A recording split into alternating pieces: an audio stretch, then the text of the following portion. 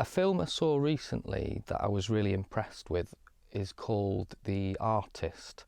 I was really impressed with it because it uses old-fashioned filming techniques. It's a silent film, and obviously there's no dialogue, but it still manages to have a lot of impact in like the modern kind of film world, and delivers a story really well. And it's all shot in black and white. The characters are kind of very traditional, you know, dressed in 1920s costumes, etc. But because the story is so good and the acting is so good,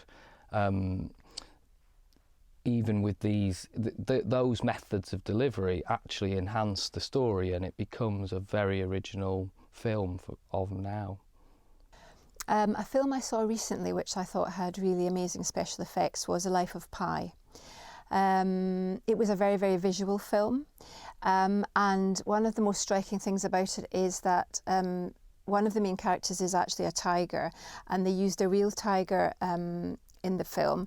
I think they must have cut footage of an actual tiger moving with CGI, but it was incredible the way they managed to convey the emotions of the animal.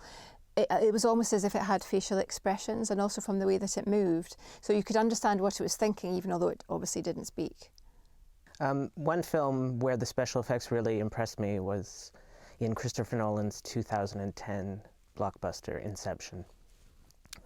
Because the movie is set in dreams, Christopher Nolan has the advantage of being able to manipulate all of the scenery, and the characters who are in the movie learn to manipulate their dreams. So there's one great scene in Paris where they make the city fold in on itself, kind of turn into a cube, or they can create glass doors out of nowhere.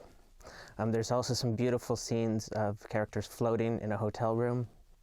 One special effect in films which I think is amazing is when they take historical footage and then they put actors in. So a really old film I can remember is in Forrest Gump, where there's some footage of him. I think he might be meeting a president or something. He's kind of in the background, and it's quite funny to see something really old happening, and then there's a kind of new take on it with what the actor's doing, and I think that's quite clever.